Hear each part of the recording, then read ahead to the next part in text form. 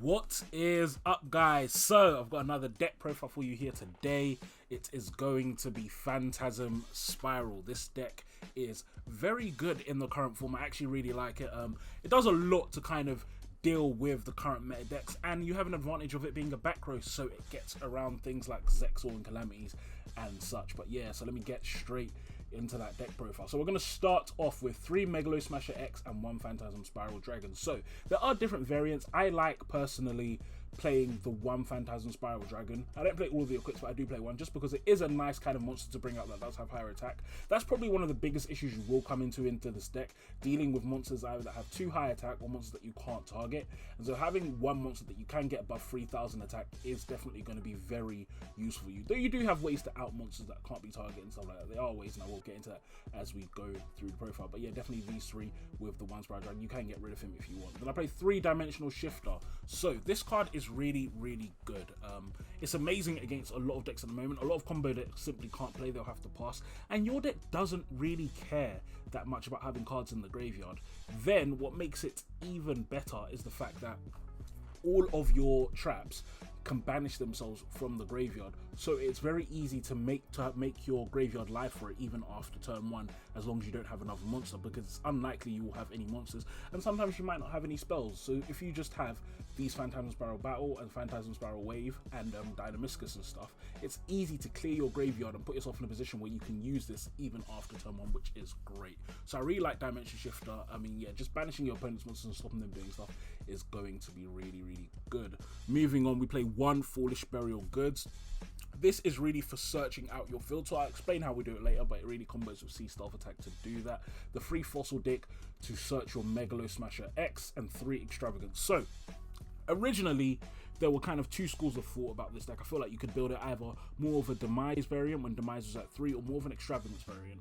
However, now that Demise is at 1, I just personally play both. I think there's not really much disadvantage. It's unlikely that you're going to draw both, and even if you do, you can just set one or the other. But I'm never really unhappy to have both of these in my deck. It hasn't been a problem for me, which is why I do play the 1 Demise and the 3 Extrav, because it's just so useful, and you don't really care about your extra deck too much in this deck. So it is quite a nice card to have alongside the Demise, which is also good. Again, if your cards all go to the graveyard in your hand, it's not a huge problem, especially as even though you do need to discard for Dynamiscus, you search cards when you normal special summon stuff, which happens whenever your opponent does something on their turn, basically because of your field spell. So it's not hard to get stuff in your hand to discard off anyway.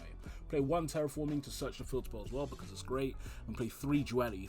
Duality is also a very nice spell, because while you do special summon in this deck, it's not a huge issue to lock yourself out of it for your turn just to get those cards on field. I mean, one of the things you're really trying to do is get this up where you have your Sea Stealth Attack and your Pacifist the Phantasm City. Once you have those 2 cards on field, you have a really good lock that is difficult for your opponent to deal with.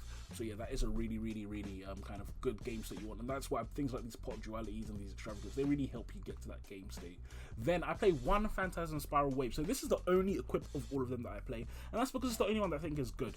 The 2 things about it is, firstly, it stops your monster being destroyed by battle, so it just adds an extra layer of protection for your normal monster or your token that you choose to attach this to. Even if you attach it to your Dynamiscus when it comes back from grave, that's also a really good usage of it. The second effect, obviously special summoning Phantasm Spiral, is great, but the last effect is the one that I really like, which is that it allows you to discard a card from your opponent's hand when you special summon Phantasm off that effect, which is actually quite nice. It just adds a bit of pressure, and especially in simplified game states. Yes, some decks do want cards in the graveyard, but a lot of the times you are going to cause problems for them because they're not going to be able to maintain hand advantage when you just keep poking them. This is a slow deck, so it is about that advantage game, and I think that effect is worth me playing just the 1 copy. There are 2 others, so there's Phantasm Spiral Crash and Phantasm Spiral Grip. I just don't think they're worth playing. They don't do as much as this card. Then moving on, we play 3 copies of Pacifist the Phantasm City, and that is basically what this deck is about. So I'm going to read it out because a lot of people don't know what this card does. So the card's name is Always Treated as Umi. You cannot normal or special summon effect monsters to turn you activate either of these cards' effects, even if this card leaves the field. Once per turn, if you normal or special summon exactly one normal monster and no other cards, add 1 Phantasm Spiral card from your deck to your hand. If your opponent activates a card or effect and you control no tokens, you can special summon 1 Phantasm Spiral token.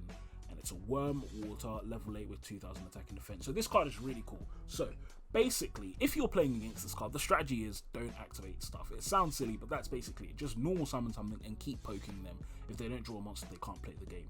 But if you are playing this deck, there are so many ways to proc that effect of searching and stuff, and it's just so good. So this is going to search all of your, it's going to search your Phantasm Spiral battles, it's going to search your Phantasm Spiral power, it's going to search your equip spell, so it's going to get you access to most of the interaction in your deck. Then also it's going to keep putting tokens on the field. Now, the token effect, to special summon a token, is not once per turn, so that keeps happening as well. So if the token leaves the field and your opponent activates something again, that's going to keep putting more tokens on your field until your opponent outs this card. Then on top of that, one thing you also have to notice, and a lot of people don't realize, is that the search effect is a once per turn, but is a soft once per turn. It's not hard, which means if you have multiple copies of Pacifist, you can get multiple searches if you so choose, which is really, really good.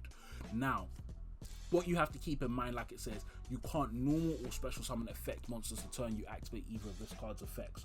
So, for example, if you, I don't run Super Poly, but if you're on Super Poly or something, for example, you wouldn't be able to activate this after activating Super Poly, for example. So you need to be careful about that. That's why, obviously, we run cards like this, and that's actually one of the things you need to be really careful about if you run other hand traps. For example, Nibiru. Sometimes you might want to Nibiru someone, but that's actually why I don't run Nibiru, because you'll Nibiru someone, and then from there you end up screwed because you just can't out anything. You can't use your field spell to search any of your interaction, and then suddenly they've got a big ass token that they can just run you over with. Now, moving on from the field spell, we have 3 Phantasm Spiral Battle. This is an amazing card. It's just Raigeki Break, so it just destroys a card on the field and it targets. It also has a secondary effect, which is very good, and it's not that relevant in this variant, but if you play more of the equip spells and more of a battle phase, it is good. So you can banish this from the graveyard, and all Phantasm Spiral equip cards that you control, you can equip that to whatever monster you choose, or whatever normal monster on your side of the field that you choose. So you can basically shuffle and move around your equip spells. It's a very nice effect. Then we play 3 Paleozoic Dynamiscus. Obviously, it's going to be more targeted removal. You have so much removal in this deck, so you don't want to wait for your opponent to get up to a big monster. What you want to do is keep interrupting them at the low stages, because you haven't really got resources to deal with big monsters. What you have got is resources to keep burning through their small monsters. So Paleozoic Dynamiscus is going to be awesome, obviously, because it's going to banish whatever card they have, and then it's going to come back from the graveyard to proc your search and just to be another body on the field. Moving on, we play 2 Phantasm Spiral Power. This is basically impermanent, and it also reduces attack and defense. Now, this card is really good. You can actually just swap it for impermanence, but this is a lot cheaper just to play the Phantasm Spiral Power, and also it's searchable, which is wonderful. But yeah, really, really good card. It's going to negate them, and it's going to reduce their attack by 1,000, reduce their attack and defense by 1,000. And then it's also got a similar graveyard effect of battle, where you can banish this from the graveyard, equip 1 equip spell card from your hand or graveyard to that normal monster. So this card is going to recur itself so much, because you can move it around to whatever monster you want it to be on. You can attach it from the graveyard with these. I mean, it's so good. And then these effects to banish themselves from the graveyard mean Dimension Shifter is more likely to be live, which is going to be amazing. We play the 1 Metaverse because it's busted. 3 Sea Stealth Attack. So this card is really, really good, and it's frustrating because you only ever want to see 1, but you need to see it quickly, which is why we play 3. But it's a really good card. So it lets you activate Umi from your hand or graveyard. Phantasm City is called Umi, which is wonderful. Then, once per turn, you can banish 1 water monster you control until the end phase. This includes tokens, because your tokens are water. This turn, face-up spells and traps you control can't be destroyed by your opponent's card effects, even if this card leads the field. Then at the start of the damage step, if your water monster whose original level is level 5 or higher battles an opponent's monster, destroy that monster, and it doesn't target. So this is one of your really good removal options for kind of high-level monsters, because obviously it means your tokens and your Phantasm Spiral Dragon are going to be removing anything they battle against, as long as they can be destroyed by battle. But then also it's got that ability to protect your entire field, and then when you combine this with Foolish Burial Goods, you can send a Phantasm to the grave, and then you can activate this, and now suddenly you've got Pacifist even though you haven't directly drawn it. So it's really, really good. And I actually might try another variant of this deck with things like Souls and stuff, and more Foolish Burial Goods, just to take advantage of that more effects, because Pacifist is lovely to have on the field, but most of the time I want to see it with Sea Stealth Attack. I don't want to see just Pacifist, because it's so easy to out, but in Sea Stealth Attack makes it so difficult to out, which is why I really, really like it. Another great thing about this card, obviously, is just once it's a hard, it's not a once per turn on either of the effects, so it's a soft once per turn on the banish effect, and it's a non once per turn at all on the damage step destruction, which means they can keep running monsters into your war monster that it's going to keep getting destroyed, which is really, really nice. So yeah, definitely play 3 of this card. I think in any Phantasm build you need to play at least 1, but I like this card at 3. We need Trap Trick for continuous spells, Konami. That would be lovely. But yeah, moving on, play 1 Macro Cosmos. You can play this or Dimensional Fisher. I just have to play Macro Cosmos, but they do the same thing for the deck. You don't really care about things being banished, your opponent does. Even these getting banished doesn't bother you that much. You're not recycling them. Once they're in the graveyard, the only thing they're used for is moving around your equipped spells. So I do really like Macro Cosmos. You can play that and Dimensional Fisher, but I try not to play too many floodgates like that, because the problem is you end up not being able to start your plays with too many floodgates. But moving on, play 1 Skill Drain, Busted card. This outs most things, and this is why I really like this card, because it's quite easy to dig for in the deck. And it'll be the card I'll often protect with my Solemn, because if you can get to a game state where you have Skill Drain and Sea Stealth is going to protect your Skill Drain, then Skill Drain is going to be negating things, and now suddenly there's nothing you can't out with your cards, which is going to be wonderful. Skill Drain, really nice card to have in this deck. Then we play 3 Solemn Judgment. Evenly matched is going to wreck you. If you get evenly, a lot of the time you will lose. So you do need things like Solemn Judgment to protect your board. Again, Lightning Storm, you're quite safe against it because of Sea Stealth attack. Isn't this card just so amazing? Moving on, we're going to go into the extra deck. So my extra deck is quite unique, and there's a lot of different cards. So I'm actually going to go through a few different cards you can play instead. So I was trying out Sphere Mode. Sphere Mode isn't too bad. You need to, one risk with Sphere Mode is obviously it does stop you using your field spell on your turn. However, against certain decks like Infernobles and stuff, I did like this just because it does seem to slow them down. It's one of the few ways I'm finding without playing things like Dark Rune and more that I can consistently out their board. And then when Sphere Mode comes to my side of the field, it's very hard for them to deal with as well. So I do like that card.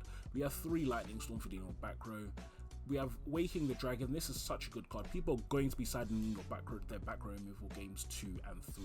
And so this is why you really want to have those Waking the Dragon, so that if they try and blind pop things, they're going to get screwed by this, and suddenly you bring out one of your amazing extra deck monsters. Play 3 evenly again because it's busted, and 3 there can be only 1. So this beats most decks, but not all, which is why I have it side decks. But once you do put this in against certain decks like Salad, August, I mean, they're screwed. Adamant's Pay even gets slowed down very heavily by there can be only 1, because it becomes so hard for them to combo off. So yeah, that's why we really do like that card. And then moving into our extra deck, we have 2 Exterior. So these are going to be Waking the Dragon targets. We're going to have our Last Warrior and our Ultimate Falcon again as Waking the Dragon targets. Then I'm going to be playing this little package because of Dragon. So I'm going to be playing 1 Nova, 2 Elder Entity, and 1 Macabre. These are all, if your opponent tries to send a Maximus, use their Maximus effect to send stuff from your extra deck, well, you can simply send the Nova to special summon Macabre, or you can send your Antithesis for pops. Either way, it's really good. And then it's just generic stuff. The extra deck really doesn't matter. You're not going to be going into these. It's quite rare. Some people choose to play rank 4s, but you'll find that it just never really happens where you actually go into the extra deck with this deck. It's just not designed to do that. But like I was saying, I'm going to go into some alternate extra deck cards. So one of the first ones that I think is really good for this deck is White Howling. White Howling is really, really strong in this deck just because it's very easy to control water monsters in this deck, because your field soul keeps special summon water monsters, and then you can bring out White Howling and completely stun your opponent. Now this is best against control decks. When Sky Tracker was in the format, this was a lot better, but it's still a good card that you can consider. Another really good card to play for this deck is Anti-Spell Fragrance. So again, I don't play that in this variant just because I haven't needed it, but Anti-Spell Fragrance and Imperial Order, which does a similar thing, they are both really good cards in this deck. Again, the problem is right now the top decks are not dealing with spell cards, but these are still really, really, really nice alternatives that you can play in your deck. Like I said before, Dimensional Fisher, for those of you who aren't familiar with this really cool card, Dimensional Fisher, this is another really good card for denying your opponent's graveyard and such. And lastly, one card that I think is amazing in this deck, and I'm playing Solemn Judgment over it, but I think this is a very good alternative, is Champion's Vigilance. So this is a counter trap, and it essentially reads: if you control a level 7 or higher normal monster, when a monster will be summoned or spell trap is activated, negate the summon or activation and destroy that card. So basically it's another Solemn Judgment, but it doesn't cost life points. You just need to have a normal monster, and again, this is a deck that makes normal monsters very, very easily. So this is a really, really good card to have in your deck. Another alternative that you can play as a replacement Solar Judgment, or you can play it in the side deck if you come up against another trap based deck, so you have more counter traps, and then suddenly they can't respond to things you're doing. But guys, that was my Phantasm Spiral deck profile. This deck is so fun. I'll definitely have some replays up soon because I have been playing this a lot on Dueling Book and on this. It's just such a fun deck. It deals with the meta very, very well. So if you've enjoyed this video, make sure to leave a like, comment, and subscribe to my channel for more content. I'll talk to you all soon. Peace.